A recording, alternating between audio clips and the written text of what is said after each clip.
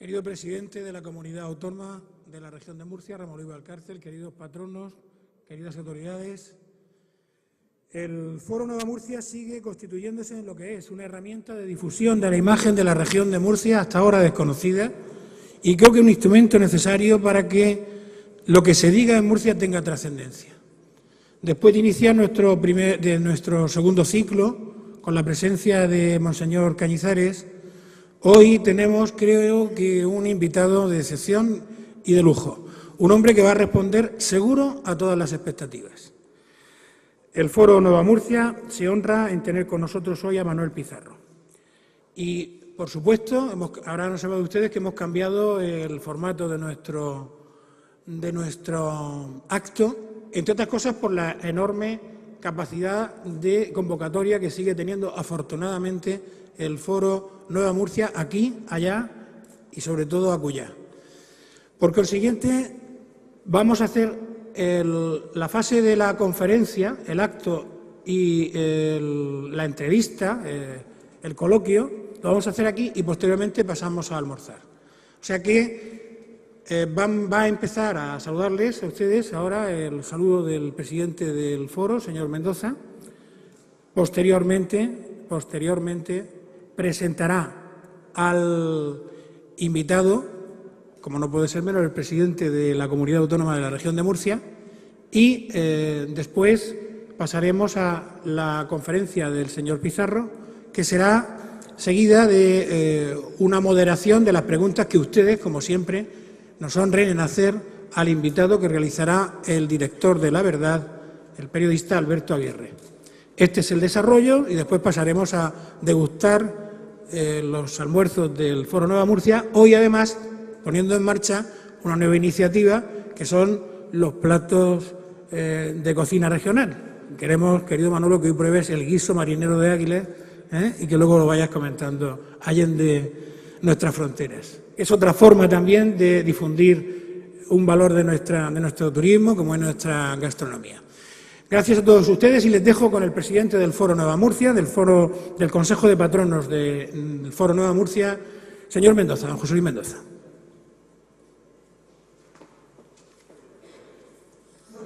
Muchas gracias. Es un honor hoy tener con nosotros dos personalidades de la talla de nuestro presidente de la Comunidad Autónoma de la Región de Murcia y de don Manuel Pizarro.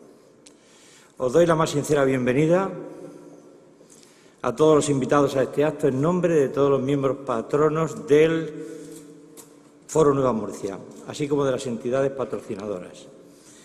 Para nosotros supone una alegría que este foro de pensamiento, de debate cultural, económico, sociológico, deportivo, incluso religioso, hemos tenido a don Antonio Cañizares con nosotros, esto supone algo trascendental para Murcia y muy importante. Está suponiendo un bien enorme, dando a conocer Murcia, las capacidades de nuestra región, llena de hermosura, llena de riqueza, y que este foro está dándola a conocer por las grandes personalidades que están asistiendo a ella.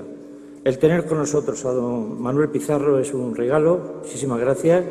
Ya en Murcia es querido y conocido porque ha estado en otras ocasiones y entonces os damos la bienvenida con el deseo de que su presencia entre nosotros verdaderamente sirva de estímulo para salir de esta grave crisis económica con sus consejos, con su ayuda. Y don Manuel ya le conocen, que él es presidente actualmente de este gran despacho de abogados Baker & McKenzie, abogado del Estado, ha sido presidente de Endesa y diputado del Congreso de los Diputados por el Partido Popular. Bienvenidos a todos, que paséis un día feliz y que Dios os bendiga a todos.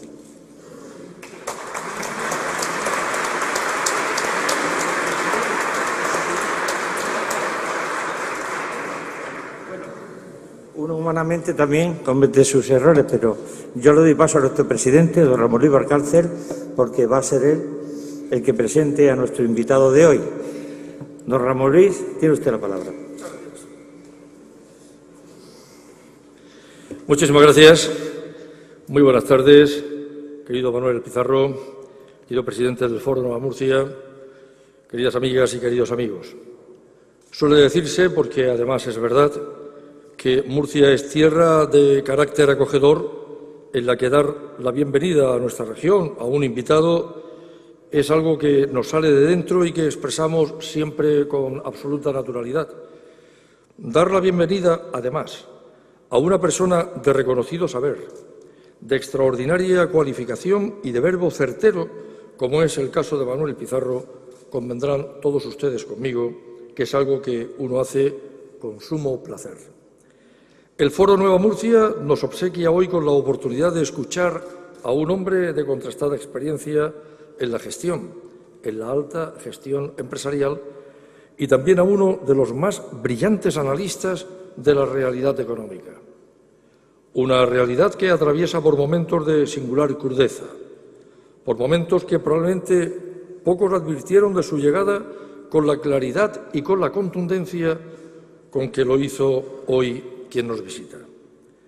Porque Manuel Pizarro, huyendo de buscar el rédito político o el aplauso fácil, evitando caer en la tentación en la que tantos caían de expresar una realidad maquillada, supo advertir, y fue de los primeros que así lo hicieron, de la situación de crisis económica que se avecinaba, una situación en la que, lamentablemente, hoy todavía seguimos inmersos.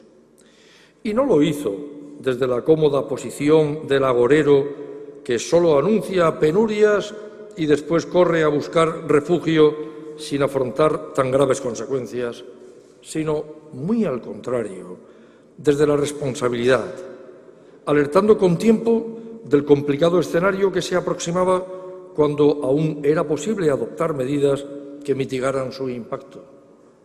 Medidas que fueron desoídas repetidamente por quienes pregonaban las supuestas virtudes de una España en la que, víctimas de su irreal visión de las cosas, situaba a la altura de la Liga de Campeones de las economías mundiales.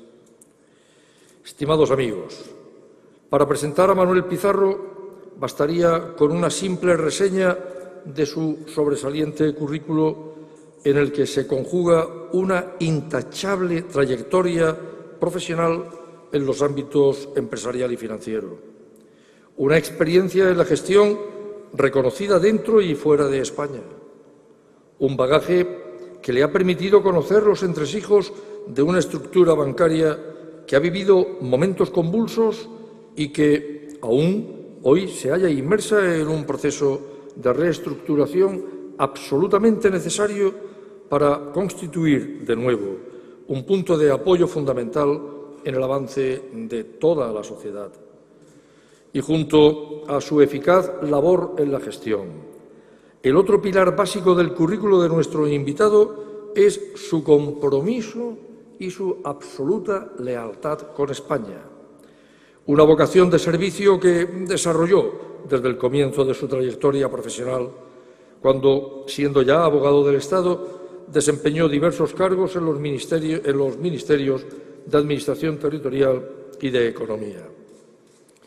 En el año 2008, como bien saben, concretó su participación activa desde las filas del Partido Popular, acompañando al hoy presidente del Gobierno, Mariano Rajoy, como número 2 de la candidatura al Congreso de los Diputados por Madrid.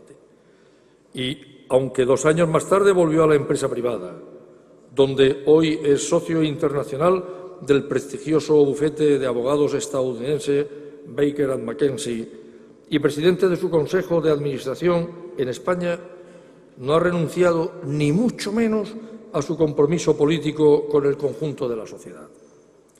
No ha renunciado, afortunadamente, a ofrecernos su acertado análisis, su visión clara y sin tapujos de aquellas cuestiones en las que es una de las voces más cualificadas, sin lugar a dudas. Esperamos, pues, escucharle hoy con verdadera atención y descubrir de su mano las claves y los entresijos que rigen nuestra compleja realidad económica y hacia dónde se encamina ésta. ¿Qué nos depara el presente y qué nos aguarda en el futuro más inminente? Porque es el momento del compromiso, es el momento de la responsabilidad, de huir de lecturas fáciles si no conducen a ofrecer a la sociedad las soluciones que ésta demanda. Unas soluciones: creación de empleo, mantenimiento del sistema sanitario, educativo y de prestaciones sociales, que precisan de una recuperación económica en la que creemos y por la que trabajamos. Una recuperación en la que la opinión de personas como Manuel Pizarro es, sin duda alguna, de las más valiosas. Muchas gracias, pues, querido Manuel, por volver hoy a esta tierra en la que puedes sentirte, te lo aseguro, y tú lo sabes, como en tu propia casa. Y muchas gracias también al Foro Nueva Murcia, que se ha convertido en su joven andadura en una de las instituciones más vivas de nuestra querida región. En una tribuna cuya voz es imprescindible para entender de Murcia, para vivir Murcia, para trabajar por Murcia. Una voz que hoy es ya, a partir de este momento, la de nuestro ilustre invitado Manuel Pizarro. Adelante, y a ustedes, gracias por su atención. Gracias.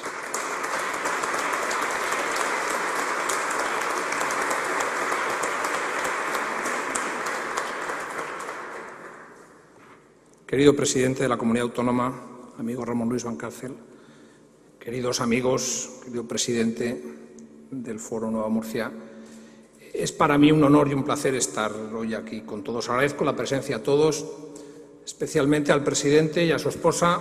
Yo sé, Charo, lo que os cuesta a las esposas venir a los actos y por eso agradezco especialmente tu presencia hoy aquí, porque a mi mujer, pues, solo iba a las cosas que quería. Cuando ya iba mucho tiempo en política, al principio no, al principio te cae todo, pero al final el privilegio de ciertas posiciones, ya que uno va donde quiere ir, y te agradezco especialmente que hayas venido. Al foro, querido José Luis, pues que os doy la enhorabuena. José Antonio, que es el alma mater, por detrás haciendo todo, que me ha traído hasta en coche, porque se me ha estropeado el coche cuando venía, y a ti, la invitación. Para mí estar en Murcia, como decía el presidente, es estar en casa y, por tanto, pues así me siento y así lo entiendo iba a decir, en esta segunda vez que nos vemos, pero ya es casi habitual por mí estar aquí viendo todo lo que hacéis. Agradezco mucho tus amables palabras, Ramón Luis. Yo creo que es un momento de compromiso, es un momento de no escurrir el bulto. Cuando me dicen si he dejado la política, digo siempre que he dejado de ser diputado, pero no he dejado la política. La política es un compromiso con la sociedad, es un compromiso con tu país, es un compromiso con tu región y es un compromiso con sus gentes. Sigo en el comité ejecutivo del Partido Popular en Madrid, donde estoy afiliado. Voy a todas las sesiones, participo en los debates y procuro participar en muchos actos como los de hoy, porque como tú bien no dices, sino proclamas, la política son ideas, es acción y es pedagogía. Y por tanto hay que explicar lo que se hace, hay que explicar por qué a veces no se hace lo que se quiere, pero en todo caso se va en la misma dirección, hay que explicar lo que se ha venido haciendo, que es lo que da pues visión de futuro. Venimos desde aquí, vamos donde intentamos llegar, y en este aspecto pues que sepas, te lo digo siempre, que soy un antiguo admirador tuyo. Por sus obras los conoceréis evangélicas, pues aquí están. Cuando alguien tiene la satisfacción de tener todo el apoyo de su comunidad autónoma, eso no es que sea un milagro, es una realidad, y por tanto tienes que estar muy orgulloso de lo que has hecho, de lo que sigues haciendo y de lo que todos tus equipos pues seguirán haciendo de tu mano. O sea que gracias por tus cariñosas palabras y sobre todo por tu ejemplo, que lo tengo siempre muy presente. Me toca hablar pues de economía, que es lo que la gente espera que hable, y de crisis económica. No quiero extenderme demasiado, porque si no es que no vamos a llegar casi a la comida, pero voy a dar 3 pinceladas de lo que quiero señalar. No se puede saber dónde queremos ir o dónde se puede ir sin saber en qué circunstancias nos encontramos o qué es lo que nos toca lidiar. Y cuando se hace, como en las enfermedades, un buen diagnóstico de lo que está pasando, pues al final se ponen los medios adecuados y al final pues las cosas se vencen siempre que se puedan vencer. Y por tanto lo que hay que saber muy bien es dónde estamos. A mi modesto entender, estamos por lo menos en 3 crisis superpuestas, cada una interactúa con la otra y a las unas pues a veces pues impiden ver en su realidad lo que pasa con las demás. La primera crisis es una crisis financiera internacional mal resuelta. Es una crisis de países ricos, porque es una crisis de hiperendeudamiento. Los países pobres, pues como nadie les presta, no se han podido endeudar. Los países, por ejemplo, de Iberoamérica, que venían de la década perdida por hiperendeudamiento, no les daban más crédito y no estaban hiperendeudados. Los chinos tienen balanzas comerciales positivas y, por tanto, pues lo que tiene es superávit por vía de la balanza comercial, los países del Golfo también, y nos hallamos básicamente en Europa y en Estados Unidos con un hiperendeudamiento.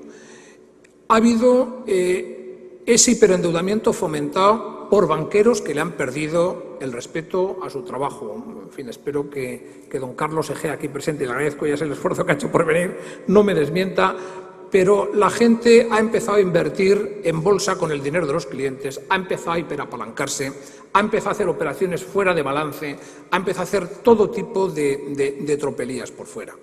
Eso puede pasar. A mí lo que me impresiona es cómo los bancos, sobre todo la Reserva Federal Americana, no ha puesto medidas para que eso no sucediera y cómo no han reaccionado adecuadamente a todo lo que pasaba. Hoy, en fin, yo siempre, por no extenderme demasiado, pongo como ejemplo de lo que no se debe hacer, y aquí el Banco de España lo prohibió, es que había operaciones fuera de balance, las célebres OTC, operaciones over the counter, que eran todas estas operaciones con subprime y todo lo demás que ha, en fin, provocado lo que ha pasado, se hacían fuera de balance. Y por definición, y aquí hay muchos empresarios, fuera del balance de una compañía no puede haber absolutamente nada, porque el balance lo que te está reflejando son los recursos propios de una compañía, y los recursos propios de una compañía es una garantía para los accionistas de la propia compañía y para los que contratan con la compañía o para los señores que ponen sus fondos en un banco. Si no saben los riesgos que hay, están negociando o comprando acciones a ciegas. Eso ha pasado. Hoy la reforma viene de la mano de Basilea III. Se está mirando qué nivel de capitalización hace falta en los bancos, qué nivel de apalancamiento, es la misma norma pero puesta de otra manera, qué nivel de actividades, y esto es lo más importante, se pueden hacer o no con el dinero propio y con el dinero de los clientes. Y en principio se dice con sus recursos propios haga lo que quiera, pero con los recursos de los clientes ni tocar, solo puede prestarlos con un diferencial y prestarlos bien, porque si no va a tener usted mucha morosidad.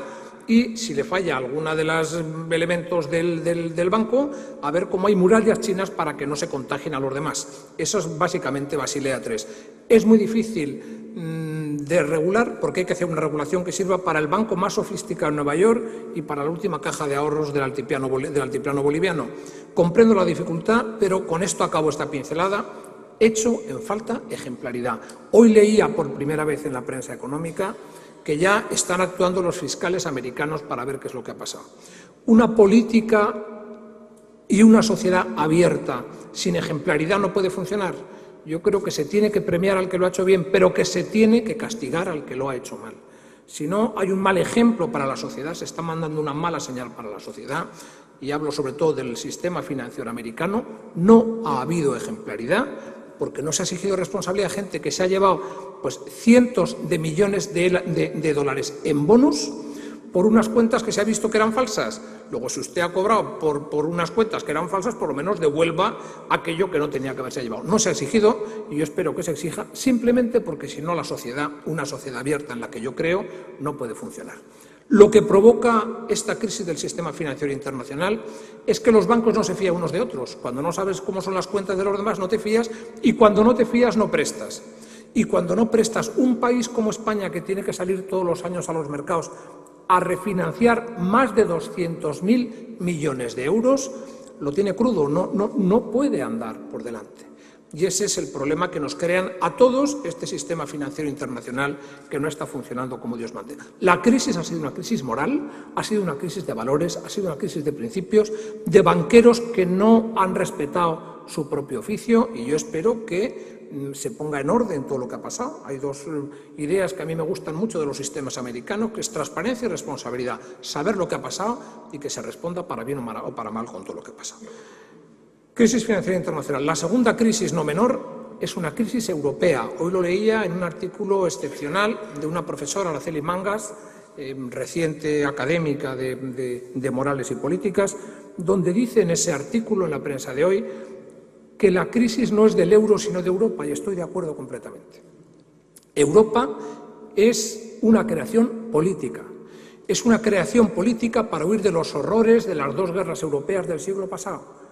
y es un anclaje político que sirve para establecer una zona de paz y una zona de bienestar. Si eso no funciona, ponemos en cuestión el propio ser de la convivencia en Europa. El anclaje se busca por los padres fundadores en una idea de libertad civil, Consejo de Europa, y de libertad económica, libre circulación de personas, de bienes y de capitales. Y en un anclaje también energético, la CECA, la Comunidad del Carbón y del Acero, y el Euratom. Cuando pasan bastantes años desde ello, no por casualidad después de la Unión Alemana, en el año 91, Maastricht, después de la unificación alemana en el 89, se busca un anclaje más, que es un anclaje monetario, que es la moneda única, que no es solamente un anclaje monetario, es un anclaje político de convivencia. Pues bien, buscar el anclaje de toda Europa solamente en la moneda, si solo se hace así, no será suficiente. La moneda es lo primero que se pone cuando se llega a un proceso de unificación política y hemos puesto el carro antes que los bueyes. O le damos la vuelta a todo el aparataje, o construimos un tipo de soberanía la que queramos, confederal, federal, la que queramos, pero o arropamos el euro, la moneda única, con instituciones europeas que funcionen, o esto no saldrá adelante. Y doy solo una pincelada para muy querido, que es el tema cajas. Me parece, y lo digo así, irritante que a las cajas y bancos españoles se les ponga la lupa con un test de estrés que hemos sufrido todo, donde nos han mirado de arriba abajo, y haya países que dicen que en su país eso no se puede mirar. Entiendo las diferencias, como en el tema autonómico, pero no entiendo las desigualdades. Las desigualdades son irritantes para el que las sufre. Y, por tanto, yo lo que exijo es moneda única, Banco Central Europeo, supervisión única, regulación única y mercado único. No puede ser que las cajas españolas, por poner un ejemplo, estén compitiendo con el rating que tienen por su propio balance después de haberlas peinado Leder Wiman y todos los demás, y por poner un ejemplo, las cajas alemanas salen a captar dinero con el rating que les da su correspondiente Länder, AAA, porque tiene un aval de ellos. Eso se llama competencia desleal. Y, por tanto, o se hace una Europa equilibrada, una Europa de poder compartido, una Europa como dicen los anglosajones, de checks and balances, de controles y contrapesos, o una Europa sesgada hacia un solo país, no podrá funcionar de ninguna manera. Y todo eso gravitará sobre países como el nuestro, que están en el euro, que tienen endeudamiento que no les facilita adecuadamente el Banco Central porque han perdido su Banco Central y han transferido soberanía a un Banco Central Europeo que no hace las funciones que haría la Reserva Federal Americana y que no pueden acceder a los créditos por el problema de financiación internacional señalada por la crisis financiera internacional. La tercera crisis es una crisis de competitividad de la economía española, muy grave. Y muy grave porque desde que hemos accedido al euro y debemos estar en el euro y no podemos abandonar el euro, no podemos devaluar. Y el problema que había hasta ahora es que cuando un país tenía más desajustes, menos competitividad que otros, cuando alguien compite peor que otro, cuando alguien lo hace peor que otro, tienes más costes que otro. Y cuando tienes más costes, esos costes los pones encima del precio de los productos. Cuando lo pones el más coste, más ineficiencia, más coste, más precio de producto, más inflación. Cuando tienes más inflación que tus competidores, lo que haces es vender menos hacia el exterior y comprar más del exterior. Y cuando eso pasa, lo que teníamos que hacer era devaluar cuando llegabas a un supuesto, como el caso de España, que teníamos en la época final del gobierno anterior un desbalance, un desajuste de la balanza por cuenta corriente del 10% del PIB, 100.000 millones de euros. Cuando eso pasa, lo normal es que hubiéramos devaluado, pones el contador otra vez a cero, si tus precios han subido un 30, se devalúa un 40 o un 50 y empiezas a crecer, en lo que serían pesetas devaluadas, con mayor fuerza y con mayor inflación en pesetas que valen menos. Al tener mayor inflación, tú creces al 4 con una inflación del 7 o del 8, pues entonces el balance bancario hasta te crece en un 7 o un 8, que es la inflación, y la propia inflación te limpia el balance bancario, o sea que hasta en eso tenemos mala suerte. Y por tanto, lo que está haciendo y lo que debe hacer la economía española es ajustar costes como lo estamos haciendo. Hoy hay una noticia que me llena de esperanza y a cuyo cargo está precisamente Jaime García Legaz, que hoy no ha podido estar aquí con nosotros, que es nada menos que por primera vez en muchísimo tiempo la balanza comercial la balanza de compras y ventas al exterior es positiva. Es decir, las empresas están haciendo el ajuste. Y quedan varias reformas por hacer, que son a las que me voy a referir en pinceladas muy rápidas para que podamos comentar lo que queráis y comer. Primero, acabar la reforma financiera. Yo soy muy crítico con la reforma financiera, sobre todo con todo lo que corresponde al gobierno anterior. Y soy muy crítico porque la secuencia es muy clara. Como no había crisis, ya lo ha dicho el presidente Ramón Luis Valcárcel, no había crisis, se negaba la crisis, no se podía intervenir ningún banco porque no había crisis, y como no se podía intervenir ningún banco, no se le podía dar dinero del Fondo de Garantía de Depósitos, que solo se puede dar dinero a los que van mal cuando los has intervenido. Porque el esquema de saneamiento del sistema financiero es muy fácil intelectualmente. A mí me ha tocado, en una de mis muchas vidas anteriores, cuando estuve en Hacienda, estuve llevando el caso Rumasa, o sea que de esto puedo hablar y sé algo. Y es que cuando un banco o una caja van mal, se interviene, se sanea, se exige responsabilidad y se pone en el mercado. Pero cuando dices que no hay crisis, no puedes intervenir, porque no hay crisis, nada va mal, no puedo intervenir. Como no he intervenido, no puedo dar dinero público. Y, por tanto, ¿cómo hago para dar dinero público a aquel al que no puedo intervenir? Pues creo una figura que son los IPS, obligo a la gente a que se junten unos con otros, porque si no, no ayudo al que va mal, obligo a gente que va bien a hacerse cargo de gente que va mal, y lo que tenía que haber sido un problema de 10 o 15 cajas del sistema financiero lo convertimos en un problema sistémico de todo el sistema financiero. Eso es lo que ha pasado. Eso es lo que ha pasado. Y en mitad del camino nos hemos quedado sin el sistema de cajas, que me duele especialmente, y con un problema de gestión de crédito, que es lo que me preocupa, porque el sistema financiero siempre se dice que es la cara oculta del sistema económico. Es quien hace la ecuación ahorro-inversión.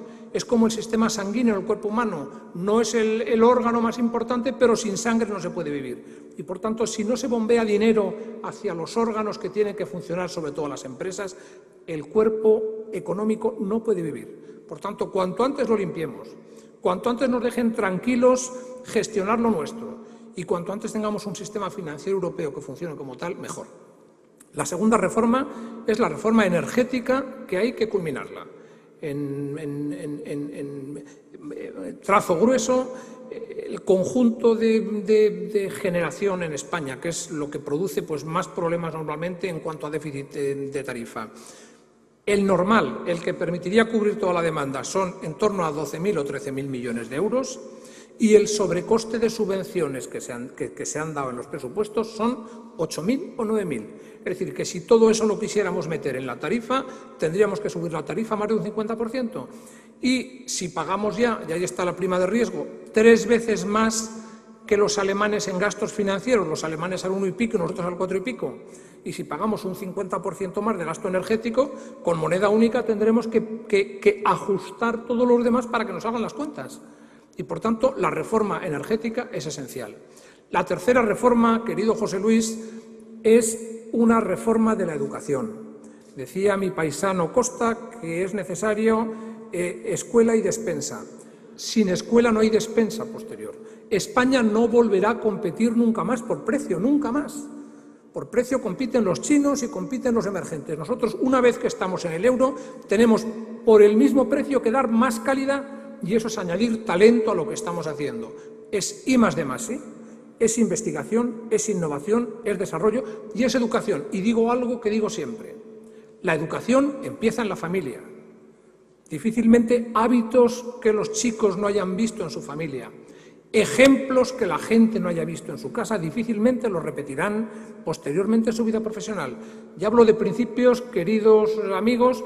En mi caso, como afiliado a un partido que cree en esto, esfuerzo, trabajo, honradez, palabra dada, todo ese tipo de cosas es lo que a uno le acompañan en la vida y lo que permite crear el ámbito de confianza que es el material con el que se construye el futuro. Las dos últimas reformas importantes son, una, la de las administraciones públicas. Hay que darle la vuelta a las administraciones públicas de arriba abajo. En algo en lo que yo creo profundamente. La gente dice, no, tenemos un problema en las administraciones públicas porque hay un 6% de déficit. No, hay un 6% de déficit porque hay un problema en las administraciones públicas. Igual que cuando alguien dice, no, es que esta empresa va mal porque no gana dinero. No, no gana dinero porque va mal. O cuando dice, va mal porque tiene deuda. No, tiene deuda porque va mal. Y lo que hay que hacer es acotar el problema de raíz. Hay que restaurar la confianza en las instituciones. Hay un proceso de cuestionamiento institucional. Y ahí también digo una cosa. Si alguien quiere que su institución sea respetada, la tiene que respetar él mismo. Si alguien no respeta su propia institución, es muy difícil que la respeten desde fuera. Y luego las instituciones tienen que servir para lo que están, en el frontispicio la justicia. Un país sin justicia no puede funcionar. Y una justicia que no es rápida no puede funcionar. La justicia tiene que ser rápida y ejemplar. Y con eso ya tenemos una parte ganada. Hay que dar la vuelta a las administraciones públicas. A mí me ha tocado lidiar, como a todos, con las administraciones públicas. Hay que hacer toda la desregulación necesaria para que, sin que merme la garantía del ciudadano, se puedan resolver problemas con rapidez, se resuelvan cualquier tipo de cuestiones con rapidez y se permita movilizar rápidamente absolutamente todo lo que tenemos entre manos. La última, y ahí, por supuesto, podríamos hablar de comunidades autónomas, podríamos hablar de financiación adecuada de administraciones públicas y de comunidades autónomas, donde no puede ser, y lo sé aquí, que resulta que tienes 1.400.000 habitantes y te dan dotaciones de 900.000. Es decir, todo eso tiene que ser eficaz y a la autonomía política tiene que corresponder autonomía financiera en la parte adecuada. Si no, el propio déficit nos estará diciendo que algo está funcionando absolutamente mal y que hay que corregir. El último renglón es que hay que profundizar en el estado del bienestar. El estado del bienestar es irrenunciable, pero el estado del bienestar no es inamovible. No puede ser que en cada casa española haya una farmacia gratis a costa del Estado. No puede ser, no lo tiene ningún país del mundo. Yo estoy en la Autónoma de Madrid, en la Universidad Autónoma de Madrid, y hemos hecho un programa de contabilidad de costes y resulta que el coste de cada plaza universitaria son 12.000 euros la media y la gente paga, no llega a 2.000. No hay país en el mundo que pueda becar al 100% de los estudiantes universitarios. Puedes becar al más listo, o al más pobre, o al que más va por clase, o al que mejor lo hace, pero al 100% es imposible. Y, por tanto, habrá que priorizar. Gobernar es priorizar, gobernar es elegir. Y hay que elegir muchas veces entre cañones o mantequilla. Bueno, pues mire usted, hay que priorizar. Y hay que ver modelos que han funcionado como los modelos nórdicos, donde siguen teniendo estado del bienestar. El estado del bienestar es necesario. Es lo que permite hacer una sociedad solidaria y es lo que permite que nadie se quede lejos de lo que es el bienestar que crean los demás. Pero hay que hacerlo bien, hay que repensarlo y cuando todo eso se haga y se haga con rapidez, yo creo que podremos ajustar y nos lo irán diciendo las propias cuentas públicas. Poco más. Ultimado ya el tiempo que más o menos se me ha dado. Creo que he dado por lo menos las pinceladas que quería dar. Agradezco muy especialmente a todos la presencia aquí, al Fuero Nueva Murcia su invitación y al presidente Valcárcel su presentación y su ejemplo de siempre. Muchas gracias.